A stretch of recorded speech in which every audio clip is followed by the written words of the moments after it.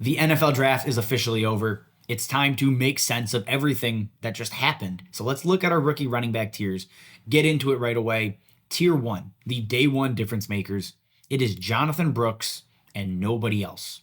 He's the first running back off the board. He gets round 2 draft capital, and that's huge given the fact that he's coming off of an ACL tear. Considering how devalued the running back position is, how risk averse NFL teams are with injured players in the draft, this is a huge signal that Jonathon Brooks is just a damn good talent. I think if he's healthy, like not coming off of a ACL tear, he's a late first round pick. He's that caliber of player, and we're having a different conversation about him, even maybe 2 tiers ahead of the next guy. So Jonathon Brooks is just, he's that dude, and he's going to be a top 12 running back maybe by the end of this season, right? Not only is he a great runner, a good pass catcher, or a very good pass catcher even, he gets a great landing spot. Brooks is already better than Chuba Hubbard. He's already better than Miles Sanders at this point, obviously. So basically the only question is, when is he fully healthy? If you take Jonathon Brooks, he's going to take some time to get going. This is a patience pick. And that sounds crazy to say that with a running back, but it is true.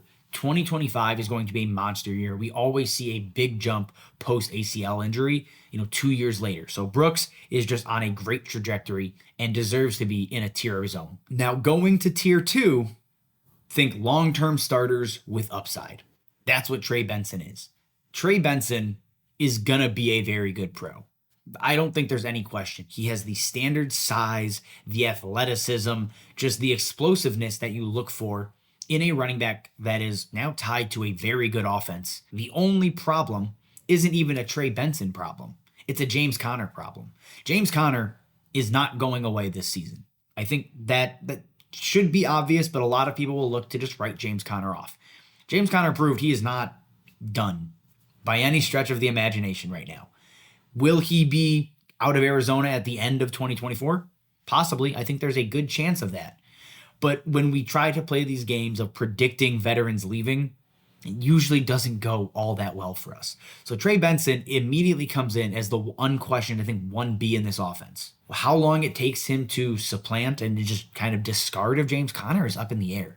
And that's really what I don't kind of love, right? It's different than the injury with Brooks, who's just, we know it's a matter of time. Benson may continue to fight with James Conner for 2 years if they give him another 1-year deal. So that's the concern with Trey Benson. But the tools, the player, it's going to be great. Like if and when James Conner gets hurt, that is the chance Trey Benson will have to just establish himself as an elite running back. This Arizona offense gets Marvin Harrison Jr. They have Kyler Murray.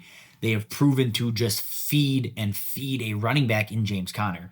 So Benson, when he does get this role to himself, is going to be spectacular. The only reason I'm not putting him up with Brooks is, one, he gets drafted after an injured Jonathon Brooks, so I think there's a talent gap, and the NFL is trying to signal that. But 2, I just talked about it at length. James Conner is not just going to disappear. It's going to be difficult to displace him. Now, unfortunately, based on how this draft has fallen out, those are the only 2 guys I think come in on day 1 and are, high level, high usage players to some degree. Tier 3 is what I'm just calling high level handcuffs. Guys that have great upside, but are very clearly blocked by better players or long-term starters. So at the top, it's Marshawn Lloyd. Marshawn Lloyd gets day 2 draft capital. He goes in the 3rd round. That's fantastic, right? He has the size. He has a blend of speed, agility, pass catching, between the tackle ability, but he lands in Green Bay. That it just reminds me of Zach Charbonnet from last year. A very good player that is now behind a very good player. Josh Jacobs will not be here forever. He's going to get older. These massive workloads are eventually going to wear on him. But year 1, he is there no matter what. They paid him a lot of money. Marshawn Lloyd is really fighting to be the handcuff with A.J. Dillon. So if and when he gets past A.J. Dillon on the depth chart, it's just not going to happen with Josh Jacobs unless he gets hurt. Year 2 is a different conversation, right? Year 2, year 3, players can be shed, contracts can be removed or, released. That is just a massive piece of speculation, though, to say, yeah, Marshawn Lloyd is so good, he's going to make them cut Josh Jacobs. I don't think that's realistic. So unfortunately, this skill set, the 4.4 speed, all of it is going to kind of sit and gather dust, barring injury or a dramatic situation change that really you should not be predicting. Next up in the tier is Jaylen Wright. And I cannot imagine a more perfect scheme fit than Jaylen Wright in Miami. Unfortunately, he goes on day 3. He goes in the 4th round. And this is a busy backfield. Straight up, it's not the best situation from an immediate opportunity standpoint. Not only do you have Devon Achane, you have Raheem Mostert. And yes, Raheem Mostert is 32 years old. I think Raheem Mostert is gone at the end of 2024. And when you look at Jaylen Wright, the speed, the receiving ability, the one cut and just gone kind of burst types of plays, that is his skill set. That is where he thrives. Again, he averaged over 7 yards a touch his last season in college. That is not an accident. Now you put him in this Miami offense that is just proven to be elite for speed players, to get guys on the edge, to have these enormous holes to run through. It just fits what Jaylen Wright does. Obviously, I wish this was a 3rd round pick. I'd feel much more confident. He wouldn't be higher in my tier, but I'd feel more confident because he's not a day 3 running back. So there's certainly problems. But long term, if he gets a chance to play and gets a chance to be on the field, this offense is almost guaranteed to make him an RB2. He just has a lot of other guys in his way to get to that point. And at my RB5, the next player up in our tier, it is Blake Corum. He does actually also get day 2 draft capital. One of 4 guys, which is a huge, huge compliment, I think, because the NFL showed us, this running back class is not that great. Everything we've been saying for months really ended up being true, unfortunately. He goes to the Rams, and he's a Kyren Williams clone. Just the same exact dude.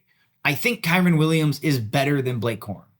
I do. I just think Blake Corum has not trended in the right direction. His efficiency numbers, just like a yards per carry, has dipped year after year for 3 straight years. Since his knee injury, he has not been the same player. I'm not all that concerned for Kyren Williams this season. Obviously, long-term, year 2 of his contract, it's a different conversation. When Sean McVay decides he's done with a player, he is done with a player, and whoever is next up, they get all the work. We just saw it with Cam Akers. We saw it when Gurley was done. We saw it when they were done with Darrell Henderson. All these players, McVay picks a guy, and he runs with them. I think Kyren Williams has obviously done enough to earn that role and have absolute first, second crack at the job. But if he does go down, Blake Corum in a Rams offense, it's probably going to be good. That's just the expectation. The problems with Blake Corum, though, right? Again, the dipping efficiency we covered. His ability to make guys miss leaves something to be desired.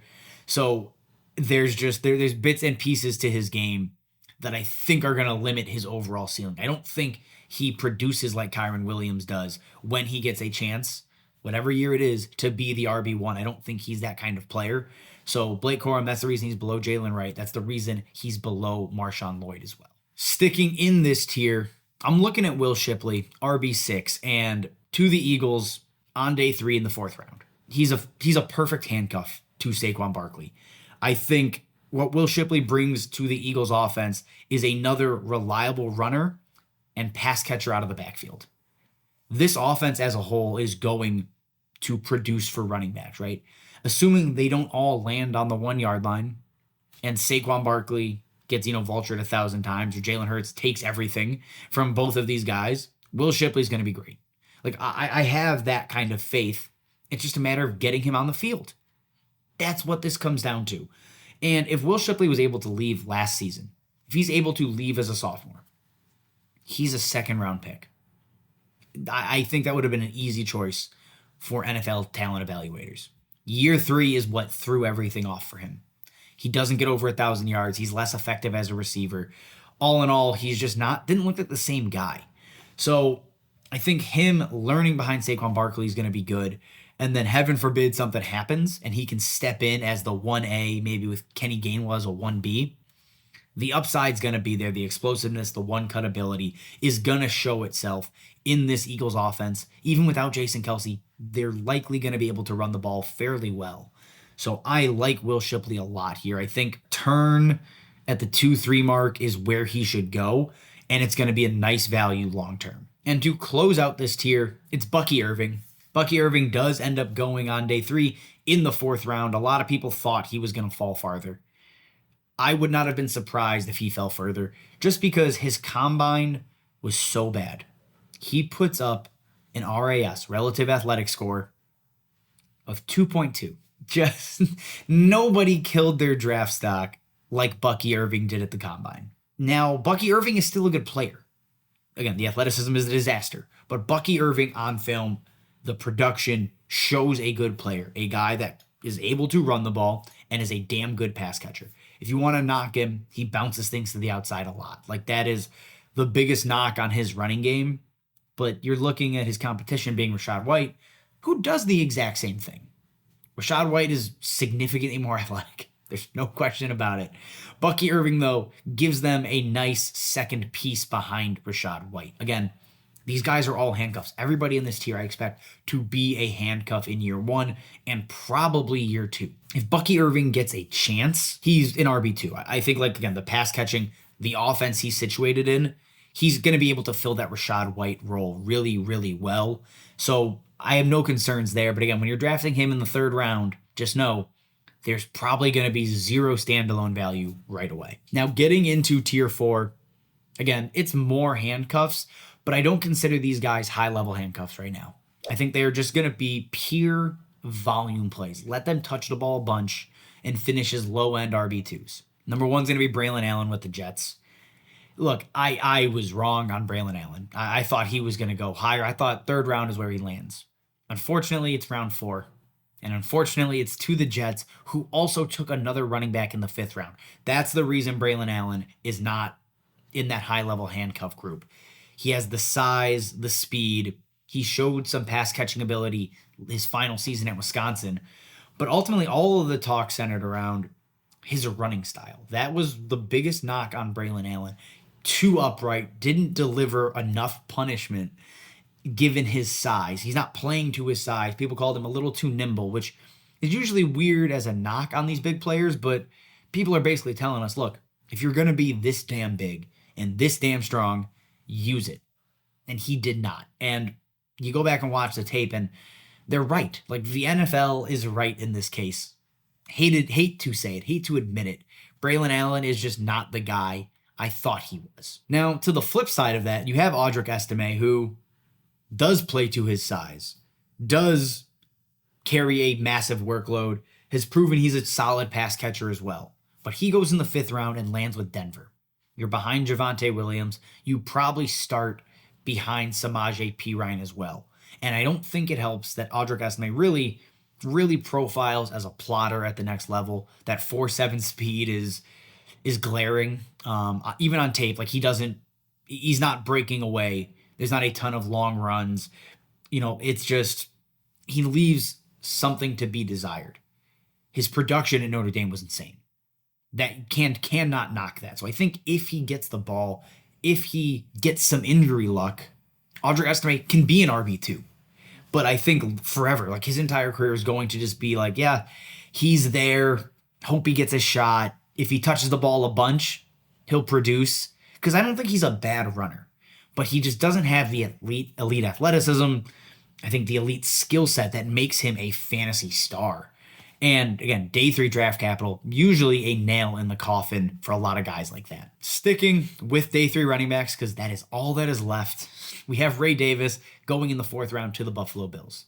Now, Ray Davis, I think, actually ends up with a role on day 1 in Buffalo, because I think he's going to be better between the tackles or in short yardage situation than James Cook is. But I cannot get all that excited about Ray Davis. He's going to turn 25 this year. He'll be 26 in his 2nd season. There's a lot of wear and tear on him already. And again, he lands in day 3. I think James Cook was a lot more explosive towards the end of the year. They really leaned hard on him, and I think he ends up being maybe not a workhorse, but a 60-65% touch kind of guy in 2024. And that just doesn't leave a ton for Ray Davis, right? He may have some touchdown equity, if Josh Allen doesn't steal it all, or they don't give it to James Cook. But I don't see it with Ray Davis. The man, again, shouldn't have been in college at this point. And if he's not in college, he's not getting drafted in 2024. Like that's the truth. If he doesn't come back for that final season, he's probably much, much lower on the board, except he was a grown man playing against kids. That usually ends up pretty well for you. So Ray Davis took advantage. He lands on a great offense. That could be fun if something happens to James Cook. But I do not expect Ray Davis to assert himself and continue to chip away at work like some of the other guys above may be able to do later in their careers. And our last player in the tier is Kimani Vidal from Troy. He goes in the 6th round to the Los Angeles Chargers. And look, at Troy, he was insane. 1,600 yards on the ground, very similar to Audric Estime. Like the workload was insane. The production was great. He actually graded out as the 3rd best running back from a rushing grade perspective with PFF. Take that for what you will. And in this Chargers backfield, there is a role to be won here. You have J.K. Dobbins off of an Achilles tear. You have 29-year-old Gus Edwards. Kimani Vidal could, let me just the biggest asterisk there, could be fantasy relevant this year. Those running backs both came over with Greg Roman, though. Those are his guys. So it's going to be an uphill battle. But this offense is going to run. Those running backs probably going to get hurt or get banged up.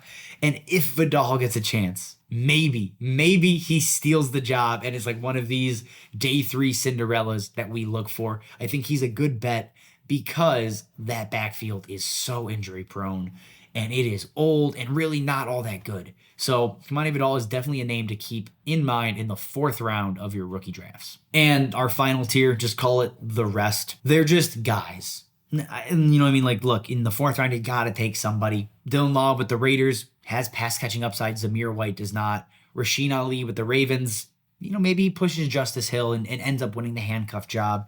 Tyrone Tracy, he played 6 years in college. He's fighting with Devin Singletary for that job. It's going to be Devin Singletary's job, but maybe he finds his way into production as a handcuff. Isaac Guerrero, insane athlete, but he has done nothing with that athleticism. That being said, landing with the 49ers is an interesting skill set fit. Maybe he displaces Elijah Mitchell, who has not been able to stay healthy, so maybe he's the handcuff there. And then Isaiah Davis. Look, another day 3 running back with Braelon Allen. I think Braelon Allen's better. They think Braelon Allen's better, but maybe it's Isaiah Davis. That's the argument. So that is it, guys. The updated 2024 rookie running back tiers.